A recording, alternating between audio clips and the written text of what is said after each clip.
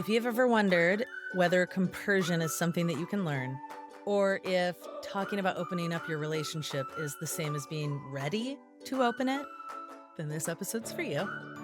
I'm Alicia, your non-monogamous relationship coach and the host of Nope, We're Not Monogamous. Welcome. Today I'm joined by the brilliant and hilarious Ally Iseman, a certified relationship coach, kink-aware professional, and founder of PassportToPleasure.com. Ally brings her humor and her nerdy compassion and no BS tools to help couples navigate the relation trip that is non-monogamy. So we talk about why conversation is lubrication. Hot, right? How to reframe jealousy, even hot jealousy. And why understanding consensual non-monogamy is valuable, whether you're polyamorous, monogamous, or somewhere in the middle of that spectrum. And Ally also shares with you her nerd out method for moving through jealousy step by step. Also, the importance of clear and effective communication, and how to know if your relationship is ready to open up without blowing up. This conversation was so much fun. It's smart and real and full of tangible takeaways, and I hope you enjoy it as much as I did. Let's go. Cool. Well, thank you for coming on Nope, We're Not Monogamous. I'm really happy to have you here. Thank you so much for having me. I'm excited to have our conversation. Yeah, for sure. Let's start with your story. Like you wear a bunch of hats, like writer, coach, educator, kink-aware professional. What drew you to that? And like what's your like relationship journey style? And I'm like, Whatever. in our space, like, how sick are you of saying the word journey? Let's be real. God, God yes, dang. I'm just like It's a relation trip, is what I'm calling it. It's my relation trip. Yes. Where are you Totally. at on that? Uh-huh. So let's see. I mean, for me, I've always been a nerd. When I'm interested in something, I go all in. I want to, read everything I can. I want to find just like everything I can. And so for me, the entry point was what I thought was jealousy, but I now know is compersion.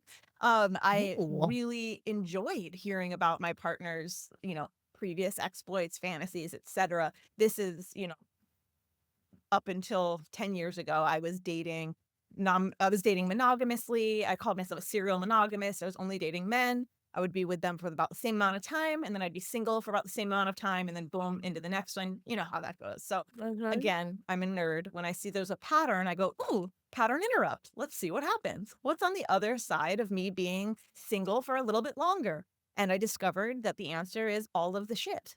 So that began my personal development journey. Like, oh, now I have to like look at stuff and so it started that, and then was still dating and got into some more relationships that were monogamous and with men. But I was starting to explore like what my interests were, my curiosities, and really coming to terms with a bit more bisexuality, or really just like curiosexuality, and talking to them about it, and landed on, with a few different partners, landed on like, okay, we can have a threesome with another woman. That never manifested. And then what ultimately became my last monogamous relationship, we did try to open up with, again, none of the tools, of course, that I have now. And as it does often, it blew up in our face. I would do so many things differently had I known then what I know now. But what it did tell me was that this is real for me.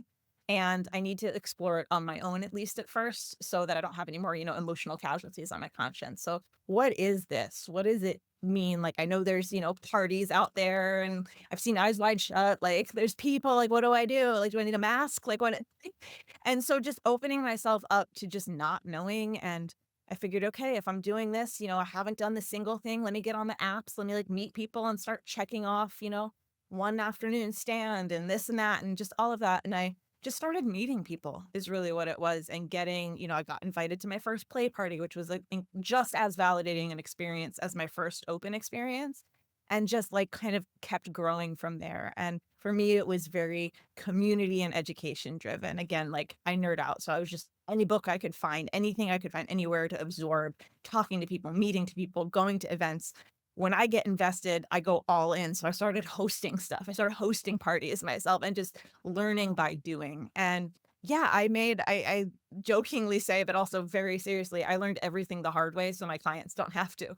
And the Uh-huh. reason I transitioned this into, coaching, educating is again, I have such a wealth of knowledge and experience. I discovered, I loved bringing people to their first party. I loved Yeah. talking to people about relationships. I had a lot of friends that would come to me, a lot of people in the community who saw me in a leadership role coming to me for that advice. And I'm realizing, oh, I'm already doing this thing. How can I do this at greater scale to help more people and have a wider impact? And that's kind of what brought me to let me launch this more formally online. Let me create some evergreen, courses, resources, things like that. Let me see how I can scale this information and make it as accessible as possible. That's the Yeah. long and longest. I love that so much. It's so relatable. Oh, thanks. So relatable. Except I was monogamously married for 13 years, and when I got divorced, I was like, "Ooh, I don't wanna do that again." Yeah. Uh, now what? I know what I don't want to do. You know what? That's still directional. That's great. Yep, yep. Amazing. So then so you created Passport to Pleasure, right? Yeah, that's my L relationship resource platform. I love that. What's the idea behind it, or like who is it for? Sure. So the company is it's called Passport to Pleasure because it's not a pill, it's not one button, it's not this quick shot. It's all these stamps on your relationship towards your ideal dynamic. So that's why I'm so passionate about education. And I don't mean that in a, cold, barren classroom, can't keep my eyes open vibe. Like my background is entertainment. I'm a comedy writer and host, performer. So like I love that I get to use that skill set and actually talk about stuff I quite frankly give a shit about in this Uh, context. So I've created a ton of evergreen content. So there's, workshops that live on my site, courses that anything and everything you need from being curious about, there's other relationship styles. Like, what does that even mean to, we tried opening it up and it blew up in our face and we're hemorrhaging and we need support. It's all there. Anything you need around consent, compersion, communication skills, how to create your relationship agreement. There's a resource for you on this website to start collecting your stamps. yes, I love that. I love that. That's so good. That's so good. One of the things you said was conversation is lubrication, which I love, and I'm curious about that. What are we really doing when we're committing to deep communication in our relationships? Yeah. It's it's intimacy and intimacy is uncomfortable. And I think that's a part of it that we don't hear talked about enough. You don't Yes. get intimacy without vulnerability. And in a society that's like built on shame and blame, there's a lot of discomfort in vulnerability. There's a lot of discomfort in, hey, I'm experiencing jealousy. Hey, I don't know what to do with this. Like, I don't want to Mhm. yuck your yum. Like, I'm stuck here. Like, that's really uncomfortable. But that's where the good stuff is. And we're not taught those skills. So I always like to say, like, we literally we were not taught the tools and skills that we need to build the relationships that we want and deserve. And Yeah. so that's why, like, to look at relationship building as an actual skill set, it's not your fault. If, like, we were literally there's this, like, assumptive culture we have around relationships of like, "Oh, well, like, you had parents, so you should know how to relate." Like, they did a Yeah. great job, right? They showed you how to communicate. Like, what? Who has had that experience? They had a child, so clearly they did it right. They obviously did a great job. Continue. Yeah, so when it comes to communication is lubrication, that's also again why I call my company Passport to Pleasure. Like I'm wanderlustful. I love to travel. I think people who enjoy that, there's this excitement for trips, whether it's a vacation or just going someplace new, there's this anticipation and excitement that we have for what Yeah. could be the unknown. And yet when we go on those inner journeys, we retract and we get nervous and there's a tightness that happens. So I want people to really bring those things together and realize it's all travel. It's all a journey, our favorite word. So can you have that same anticipation and excitement for the unknown in your relationship? If it's not, Mm. unknown doesn't necessarily mean the end, worse, anything like that. It's just unknown, which means it's possible. Yeah. Yeah. I love that. I love that. I always tell people, like, I love traveling, and I always tell people my favorite thing to do is to travel alone. Mm, because then I find like the truest versions of me, the way I show up mm, when nobody knows who I am, nobody has an expectation, right? Like I'm just me.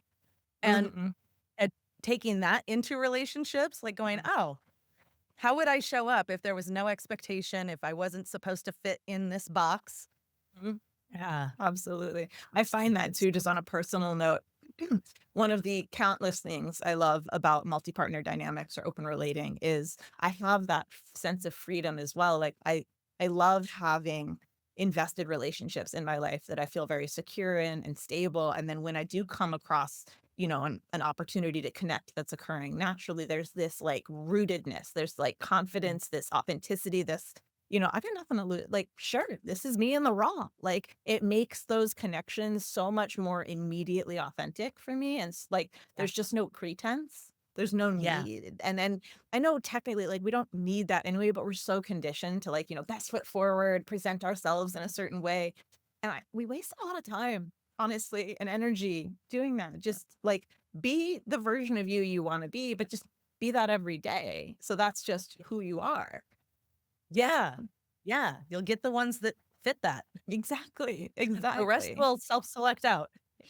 Yeah, I think, like, it's so important to recognize there's no such thing. I can't remember who I had heard say this first, like, I think every relationship coach at this point says some version of Probably. this, but you can't say the wrong thing to the right person.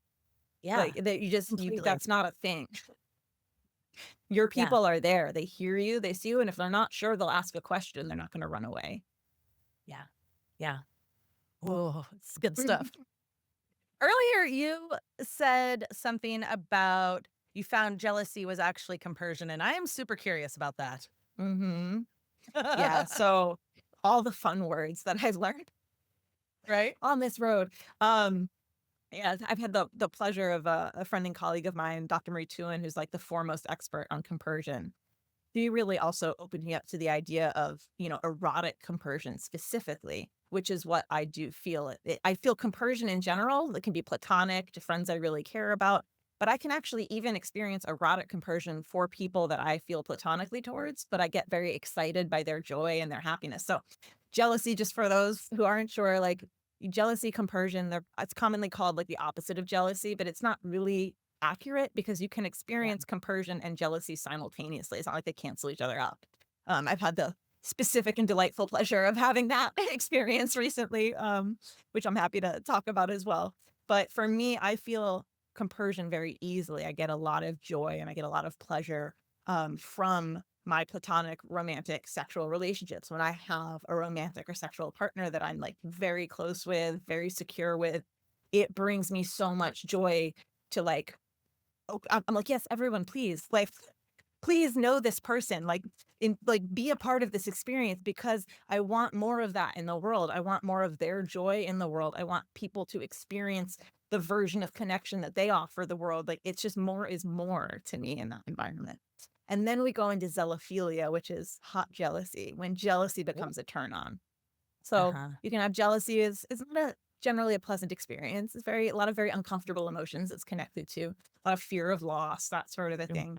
I have a ton of content on my YouTube around the 4 different types of romantic jealousy and retroactive jealousy and kind of like how to use jealousy as a tool, I like to say, so it doesn't turn you into one, how it can actually be a bid for connection and a tool for greater intimacy and personal Yeah. growth, of course, because without personal growth, there's nothing. Yeah. But all that to say, jealousy is generally pretty uncomfortable, but it can turn into, an arousal state. It can even become a kink for some people where, Uh-huh. again, when it's communicated clearly, everybody involved knows what's going on. It can be a pretty fun thing to play with. Yeah. Yeah. Yeah. I completely agree. I have a talk that I do that's getting turned on by jealousy Yeah. and drawing the connections between everything that happens in your body when you are activated and then what's Hmm. the story you're applying to it, right? Exactly. What's the physiological, like just emotional, chemical experience, and then the Uh-huh. feelings or the story that you put on top of it? It's like, excitement and nerves are the same thing. So which Yeah. story do you want to tell? Yeah. Is this terrible or amazing? Up to you. Or somewhere in between? A little of everything. I love that you mentioned Dr. Marie too, and she was on my 49th episode of this show. Ooh. It was such Nice. a good conversation. She's She's great. fantastic. Yes, So good. truly. You get two like again, I use the term nerd very lovingly. Like you get two Oh, nerds like yes. us in a room, and it's like we need like 3 more hours. Done. Yeah. Yeah. Yeah. Absolutely. 100%. So, how long have you been doing, like teaching, non-monogamy things? Well, I've been in some leadership educator, coach, facilitator role of some kind or another for probably about just shy of the decade. Yeah. Formally launched Passport to Pleasure last year, 2024, but have been Okay. hosting events, workshops, coaching, like just word of mouth, basically, referral only within the community since about 2016. And Cool. then, like I said, kind of figured out, condensed all of that together as much as I could. And I'm still creating more content. Like there's so much. But put all that on the website, Passport to Pleasure, and then that launched last year. That's fun. That's Yeah. fantastic. Do you think non-monogamy is a choice or an orientation? Yep. Yep.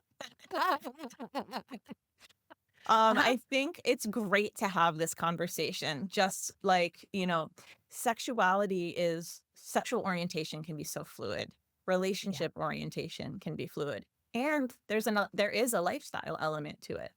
Like Yeah. I identify as a queer woman. I don't go to a lot of queer specific events necessarily or anything like that. So it's not as much of a lifestyle per se. When it comes to Yeah. non-monogamy, being open, that sex positive space, not only do I go to a lot of events, I throw events. I'm launching a traveling play party in Europe this year. So like I'm really invested in the lifestyle of it. So for me, it's both.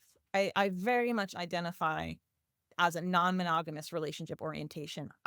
What I was able to experience within myself when I first opened up was unlike anything. I thought I had been loving my partners to my full capacity, and then I experienced that, and it opened up what I call expansive love.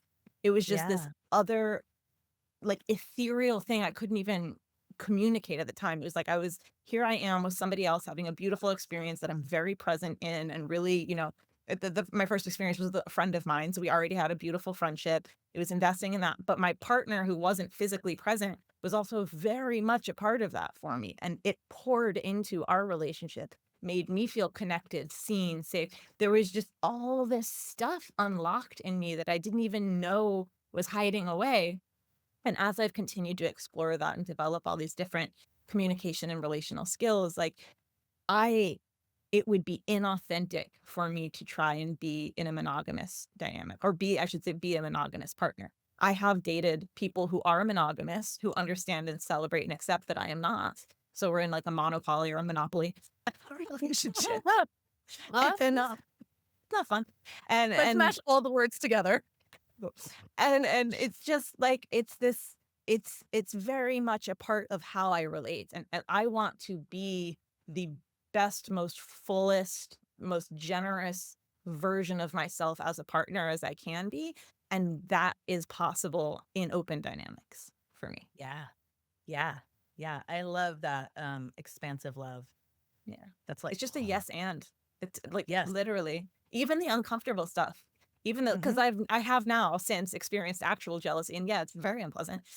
It's not the same experience Yeah. as compersion. No. But even that, again, like understanding that as a tool that I get to use to A, better know myself, develop myself, and B, potentially use as a bid for connection with my partner to strengthen our intimacy and build more trust. Like, Yes. yes. Yes. I Yes. like to And think of it's like non-monogamy is exposure therapy. It's not like all of these mm, potentialities go away when you're in a monogamous relationship. There's just an openness and availability for them coming in and out more openly. And just like it's on the table. It's there. We're going to talk about it. We're not going to avoid these things. And I love that. And some days it's exhausting. But it's that's relating with other humans. yeah. Yeah. Yeah.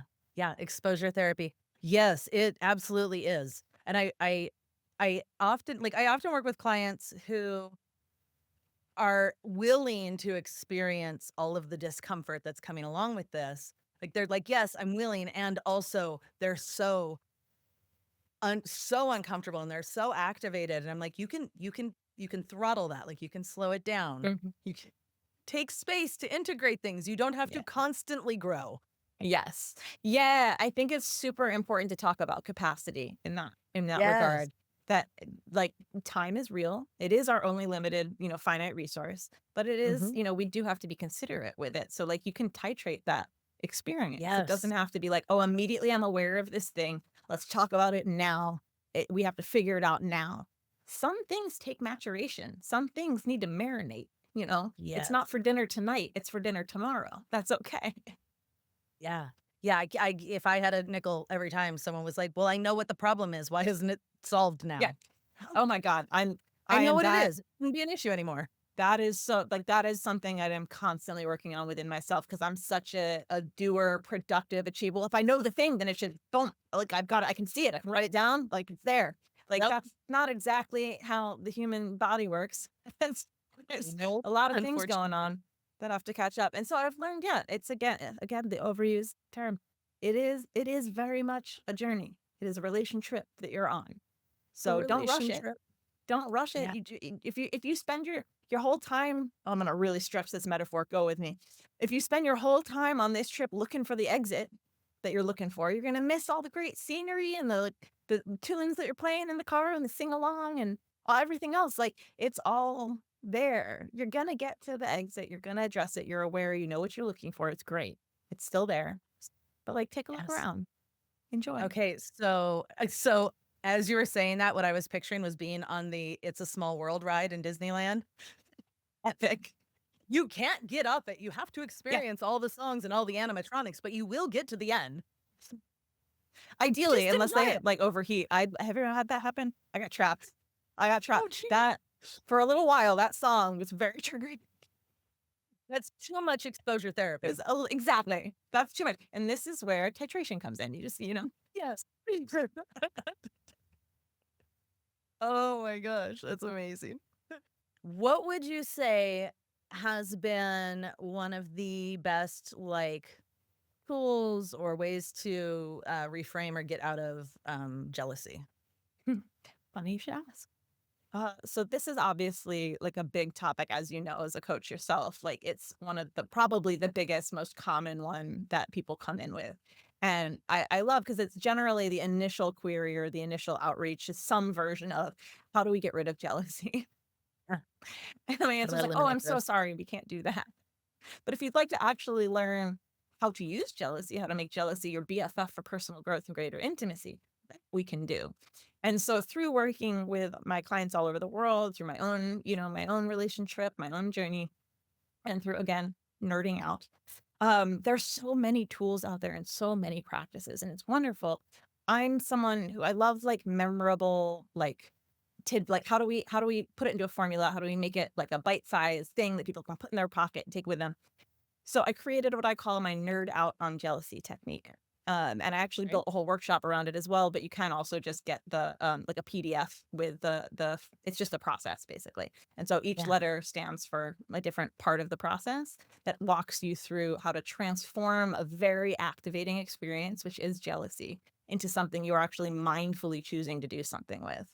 And Mm. it incorporates a lot of different tools. It's inspired by the rain mindfulness technique. I'm sure you're familiar with that. Yeah. Yeah, so yeah, very similar concept, just kind of walking you through body awareness, peripheral vision, using lots of different tools, transforming it into again something that's mindful that you're making a choice about rather than it steering the ship. And I have found that to be a really effective technique because again, it just breaks it down into steps instead of this like all encompassing, tidal wave that's happening for folks. Yes. Yes, that's so good. So good. It's so hard. It's one of those things where you're like, it can be so overwhelming and you forget that there's something you can do about it. Like you forget that Mhm. you can also not be overwhelmed by it. Well, that's what like the first step, N, nerd out, N is Mhm. notice. Just first and Mhm. foremost, it's What's happening? happening. Holy crap, it is happening so hard. Yeah. It is Yeah. really occurring. That Yep. is step one. Acknowledge, notice. That's Yep. great. That's And that's that's where you start. exactly it. That is got to be the starting point because I think so many people get stuck in trying to pretend it's not happening, it's not there, try to make it go away, avoid it, judging themselves for it. of all that. None of that needs to be here. It's just happening. I notice it. Look at And that. I'm not wrong for it. It's I'm just not a bad occurring. person because I have jealousy. There's no assessment needed. I'm just Yep. noticing. And then Yep. each step kind of takes you a little bit deeper into that process. I love that. That's fantastic. Is there a tool or a thing that you recommend a lot for communication? Mm. Being a better communicator. Thank God, that's such a vast. I know. Oh my goodness. Yes. Let me try and narrow it down to a couple like takeaways. It may sound a bit esoteric, so I'll try to be a bit more specific, but I like to check in with myself if I'm communicating. There's a difference between clear communication and effective communication. So I'm a writer. I love my words all day. Look at my vocabulary. Look how shiny and how many letters I can fit into one sentence. Look at that. Wow. I'm speaking clearly. I'm speaking accurately, and no one understands what the hell I'm saying. So as an educator, obviously that's very important. I have to curate what I'm saying based on the audience that I'm speaking to make sure that I'm being effective, because it's not good enough to be a great communicator. I have to be an effective communicator. And the same thing applies in our relationships. If you are saying, you're like, I am communicating what I'm using I statements, making it about me. I'm occurring as an invitation. I'm inviting them into my experience. Like, why? They're not getting it. It's on them. Or are you not effectively communicating what's going on? Are you more concerned with getting your idea across or being understood? I know it kind of can sound like that's the same thing, but think of your partner or whoever you're speaking to as though they speak a different language. If you keep trying to say the same thing in your language as clear as day, it's not going to matter. You have to understand their language, how they speak, how they think. That is the next level of communication. It's one thing to be a good communicator. It's another thing to be effective. Learning how to speak to the person or the people that you're speaking to. Yes. Yes. That's so good. That's so good. It's a little bit of like putting yourself in someone else's shoes, right? Like if I lived their experiences, how would this land? Yeah.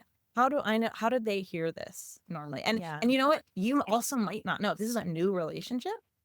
It can be as simple as I don't think we're hearing each other, or I'm not sure that you're understanding. What are you hearing? Always go for the question. The question finds the next question. Be more interested in the questions than the answers, if that makes sense. Like, what are you hearing me say? How is this landing for you?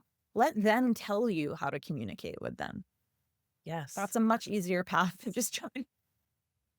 Let me hammer you with the word open. What if I say it louder? What if I say it slower? No. But I meant open. Yeah.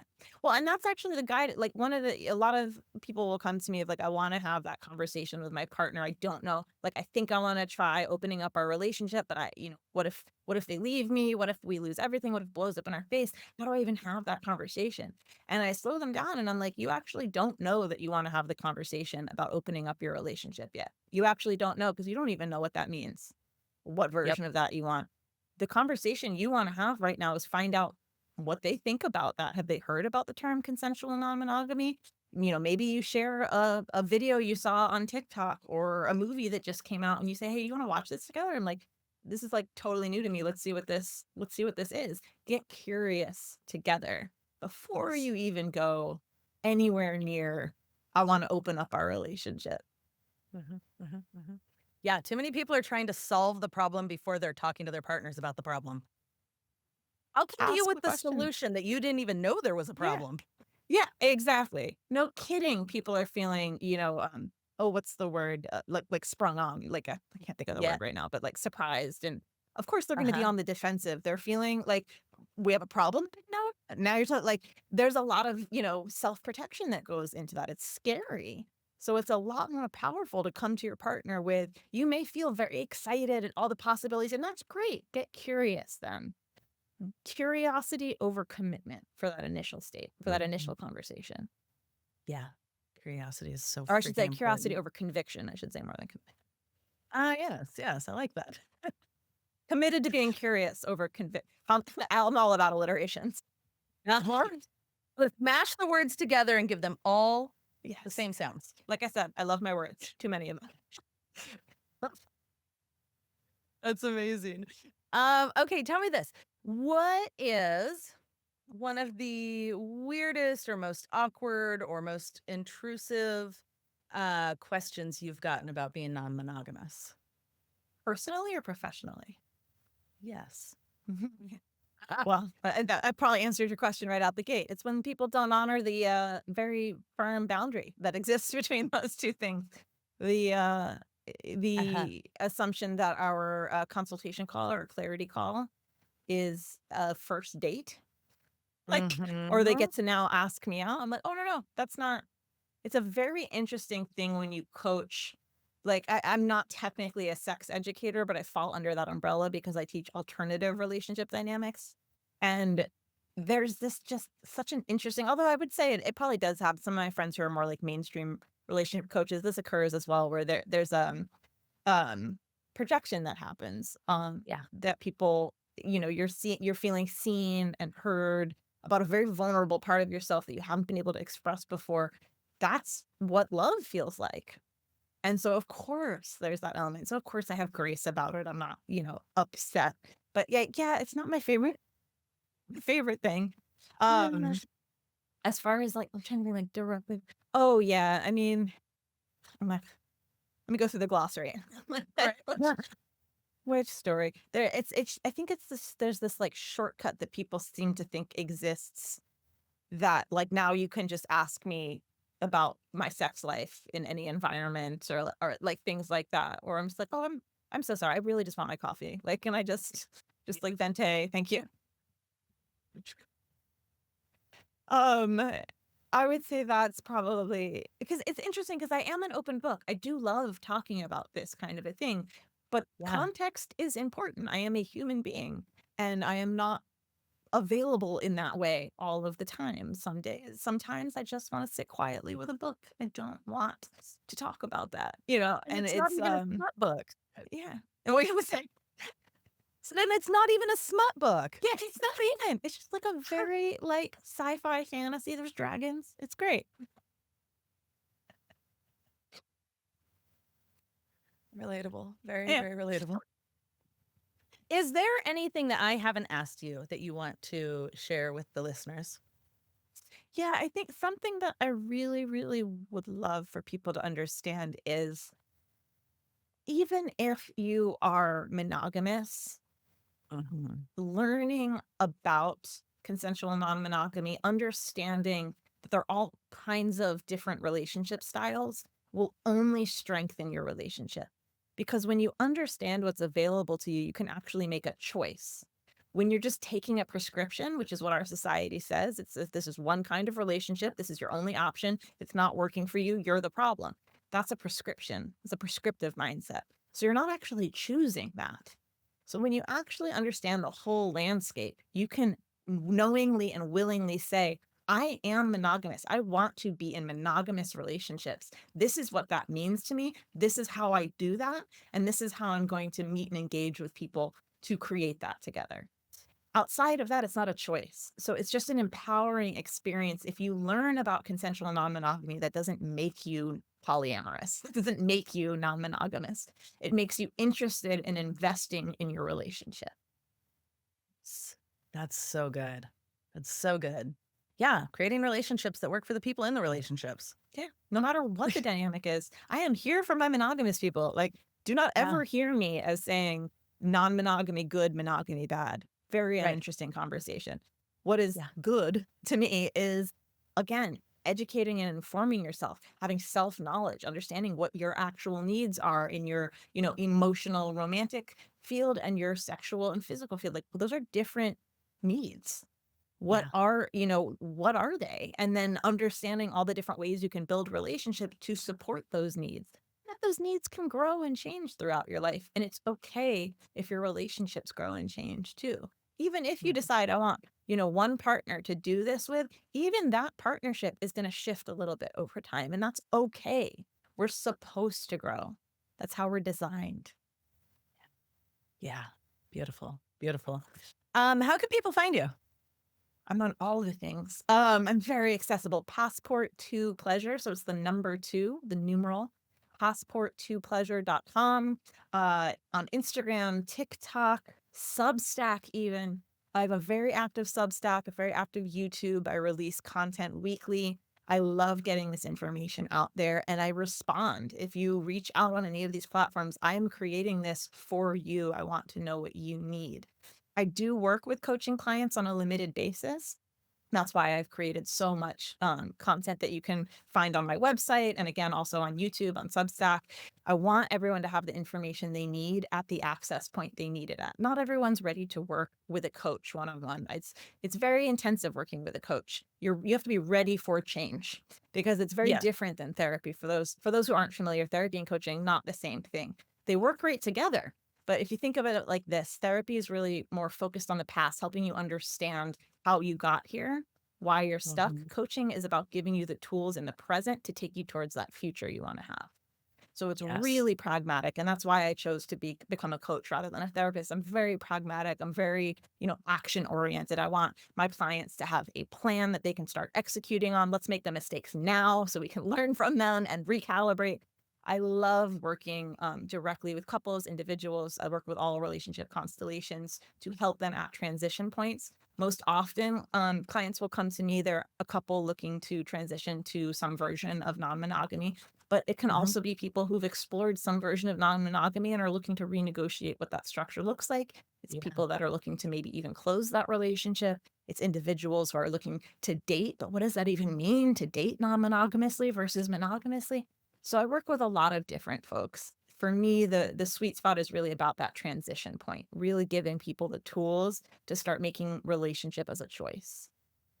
Yes. Yes. Beautiful. I love that. I have one more question for you, and this one it doesn't go on the main episode. This is for our supporters at patreon.com/not monogamous.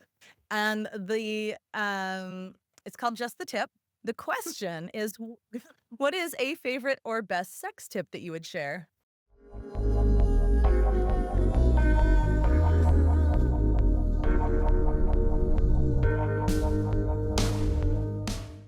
And I do want Yes. to say too, there are a lot of people out there who are curious. Like I said, a lot of people want to have the conversation or they think they want to have the conversation, but they're not even sure that their relationship is ready for that, right? This is a big shift. And so knowing that that's something that's so common, I created a quiz called the relationship ratio, and it helps you see if your relationship is actually ready to open up without breaking up. So it's a free offer. If you go to my website, passporttopleasure.com, it's there. You can also go to passporttopleasure.com/ratio. The quiz is available. It's there as that kind of starter kit of like, let's see if we're even in a place where we can have this conversation without risking it all. Step one, the relationship ratio quiz. Brilliant. Brilliant. I love that. We need more things, more tools like that, I think, because Yeah. people are just kind of diving in. Yeah. Well, it's that assumption that like it shouldn't take effort or something because our society suffers from lazy monogamy.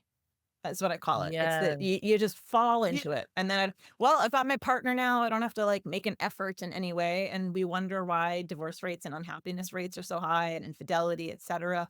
Like Yep. relating is a skill set. It takes development. Um, that's also, I mean, like I feel like I'm redundant, but that I try and find the things that are the most common and create evergreen tools that are always available to people. Cause again, like I'm one person with 24 hours in my day, so I can't coach everyone. So I created my course ENM 101. If you go Yeah. to openuplan.com, it's my comprehensive course that walks you through from beginning to end. Like, okay, we took the relationship ratio quiz. We're ready, but we don't know what the hell, like, what does this even mean? It walks you through defining all these new terms that you've never heard before so you understand what you're even talking about, walks you through all the different relationship styles that are out there, helps you understand and your partner understand what your IRS, your ideal relationship structure is based on your hierarchy of exclusivity for your physical sexual needs and your romantic emotional needs. And then it walks you through building that relationship agreement, which again, even if you're monogamous, is so important to have. So many people assume the marriage contract is your relationship agreement. It's not. I don't know if you've read a marriage contract. It's nothing to do with boundaries, safer Nope. sex practices, nesting agreements, none of it. So it walks you through that whole process. What even is non-monogamy? What are all these words? What do I need? What do you need? What is the relationship structure that supports those needs? And then how do we create a relationship agreement that supports that structure? And you can take it at your own pace. I've broken it up into all these different pieces so you can, I just had a really wonderful email from someone who took it recently saying how much they loved they could just like work on it at work. They just like do a little bit Yeah. on their lunch break, go back to work, do the next little bit the next day. I want it to be as accessible as possible so it doesn't have to feel like you're going to, Oxford University, and like it can be fun to go on this adventure. It should be. It should be. Yeah. 100%. Yeah. Amazing. That is fantastic. Thank you so much for sharing all of your wisdom here. Not all of it, but sharing the wisdom you shared. Thank you so much. Oh my God, how good was that? I hope you're walking away from this episode feeling more empowered to have the conversations that matter, and that you're feeling more curious about your own capacity for compersion, and maybe even ready to embrace your own relation trip, as Ellie so beautifully put it, the journey of non-monogamy. Big thanks to I want to say thank you again to Ally Iseman. Uh, go check out my God. I want to thank Ally again for coming on, and go check out passporttopleasure.com. She's got courses and tools and a relationship ratio quiz. It's a good place to start. Also, if you enjoyed this episode and you want to hear more, especially the extra juicy, spicy stuff that you didn't hear if you're not one of our Patreon supporters, go to patreon.com/notmonogamous. Get the good stuff. You'll hear just the tip, where Ally shared her favorite sex tip. It was fantastic. Thanks for listening and watching. Be sure to like, subscribe, review, write comments, do all of the things that is possible to do below the thing that you're listening to or watching right now. Please. Until next time, bye.